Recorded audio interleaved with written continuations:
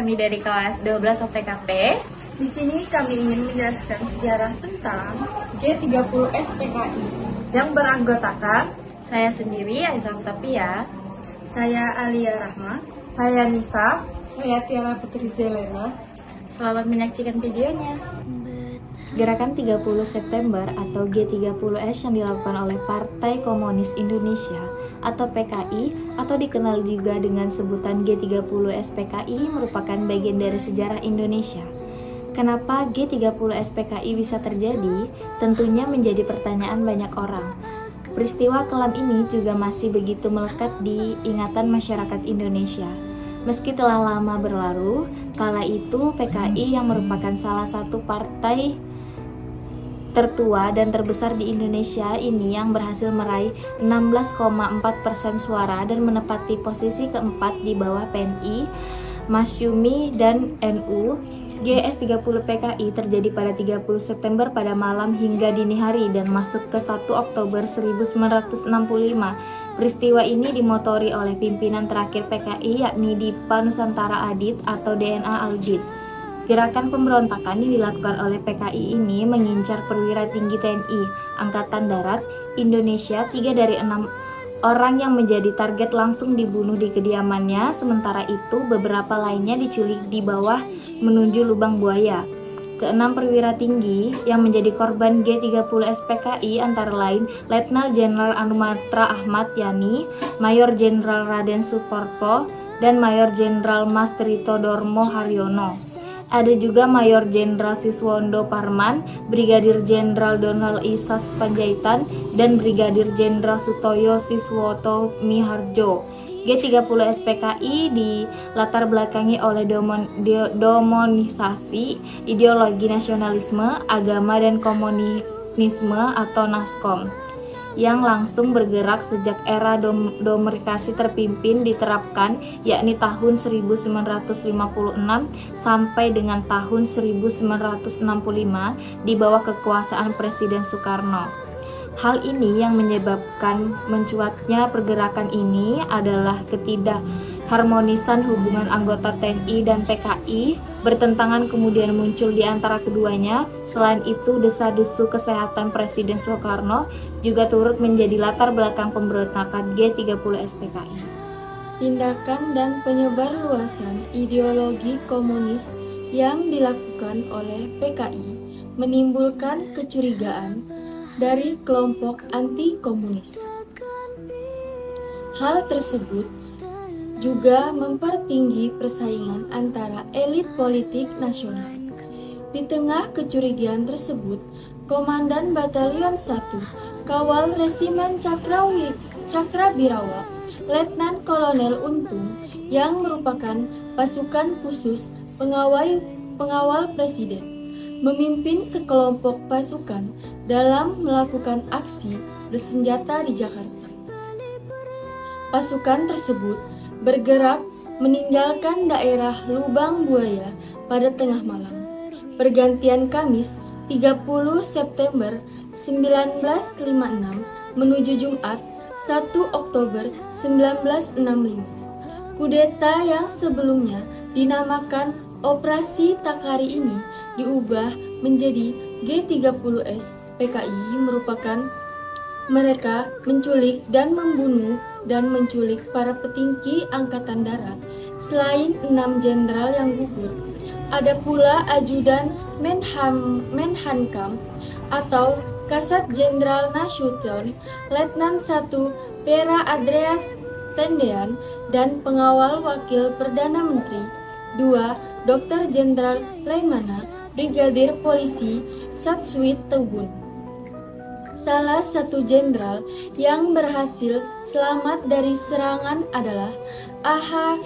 Nasution, namun putrinya yang bernama Ade Irma Suryani Nasution tidak dapat diselamatkan. Sementara itu, G30S PKI di Yogyakarta dipimpin oleh Mayor Mulyono menyebabkan gugurnya TNI Angkatan Darat, Kolonel Katamso, dan Letnan Kolonel Sugiono. Kolonel Katamso adalah Komandan Korem 072 Yogyakarta, Sedangkan Letnan Kolonel Sugiono adalah Kepala Staf Korem. Keduanya diculik dan gugur di Desa Keuntungan, Utara, Yogyakarta. Berikut daftar 7 pahlawan revolusi yang menjadi korban kekejaman peristiwa G30 SPKI. 1. Jenderal Ahmad Yani. Pahlawan revolusi yang pertama adalah Jenderal Ahmad Yani.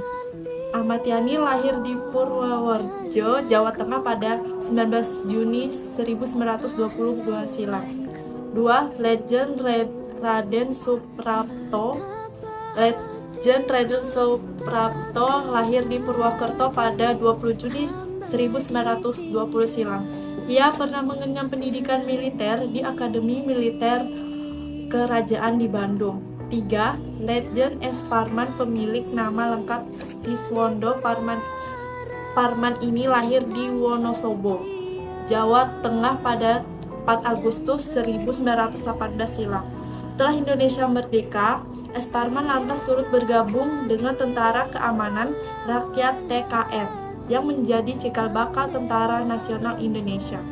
4. Maijen Mas Tirto Darmo Haryono atau MT Haryono merupakan pahlawan revolusi kelahiran Surabaya, Jawa Timur pada 20 Januari 1924. 5. Maijen Donald Ishak Panjaitan atau DI Panjaitan lahir pada 19 Juni 1925 di Balege, Tapanuli, Sumatera Utara. DI Panjaitan juga menjadi salah satu sosok yang membentuk Tentara Keamanan Rakyat, diangkat menjadi Komandan Batalion. 6.